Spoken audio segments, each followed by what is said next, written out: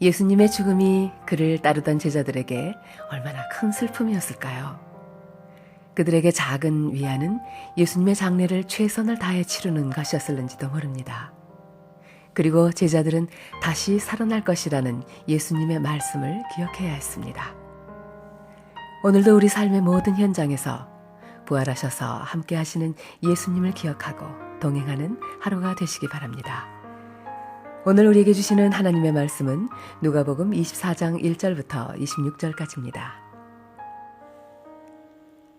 일주일의 첫째 날 이른 새벽에 여자들이 준비한 향료를 가지고 무덤으로 갔습니다.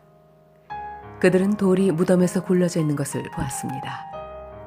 그들이 안으로 들어갔으나 예수님의 시신이 없었습니다. 이 일로 여자들이 어찌할 바를 모르고 있을 때 빛나는 옷을 입은 두 사람이 그들 곁에 섰습니다. 여자들이 두려워하면서 얼굴을 땅 아래로 숙였습니다. 그 사람들이 여자들에게 말했습니다. 어찌하여 살아있는 분을 죽은 사람들 가운데서 찾느냐? 예수님은 여기 계시지 않고 다시 살아나셨다. 예수님께서 갈릴리에 계실 때에 하신 말씀을 기억하여라. 인자가 죄인의 손에 넘기워 십자가에 못 박히고 3일 만에 살아날 것이라고 말씀하셨다. 그때서야 여자들이 예수님의 말씀을 기억해냈습니다. 그리고 무덤에서 돌아와 이 모든 일들을 11 제자들과 나머지 모든 사람들에게 알렸습니다. 이 여자들은 막달라 마리아와 요한나, 야고보의 어머니 마리아와 다른 여인들이었습니다. 이들은 이 일을 사도들에게 말했습니다. 하지만 그들은 이 말을 허튼 소리로 듣고 여자들의 말을 믿으려 하지 않았습니다. 그러나 베드로는 일어나 무덤으로 달려갔습니다. 안을 들여다보았지만 수의만 놓여 있었습니다. 베드로는 이것이 어떻게 된 일인가 이상히 여기면서 집으로 돌아갔습니다. 그런데 그날 제자들 중에 두 사람이 예루살렘에서 약 11km 떨어진 엠마오라고 하는 마을로 내려가고 있었습니다. 이들은 일어났던 모든 일에 대해 이야기를 나누고 있었습니다. 이들이 이야기를 나누며 토론하고 있을 때 예수님께서 그들에게 다가오셔서 함께 걸으셨습니다. 그러나 그들은 눈이 가리워져서 예수님인지 알지 못했습니다. 예수님께서 그들에게 물으셨습니다. 당신들이 걸어가면서 서로 주고받는 이야기가 무엇입니까? 두 사람은 슬픈 기색을 하고 멈춰섰습니다. 그 가운데 글로바라는 사람이 예수님께 대답했습니다.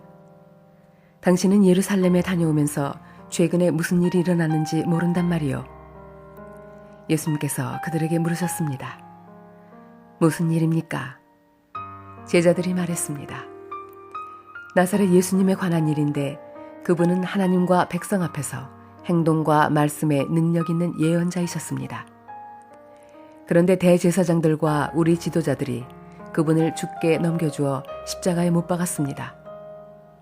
우리는 이스라엘을 구원할 분이 바로 그분이라고 기대했습니다. 뿐만 아니라 이 일이 일어난 지가 3일째입니다. 우리 중에 어떤 여자들이 우리를 놀라게 했습니다. 그들이 아침 일찍 무덤으로 갔지만 예수님의 시신을 보지 못하고 돌아와 예수님께서 살아나셨다고 말하는 천사를 보았다고 했습니다. 우리와 함께 있던 사람들 중에 어떤 사람들이 무덤으로 달려갔는데 그 여자들이 말한 대로였고 예수님을 볼 수 없었다는 것입니다. 그러자 예수님은 그들에게 말씀하셨습니다. 너희는 어리석고 예언자들이 말한 것을 더디 믿는구나. 그리스도가 이 모든 고난을 받고 그의 영광에 들어가야 할 것이 아니겠느냐. 아멘. 우리에게 주신 하나님의 말씀이었습니다.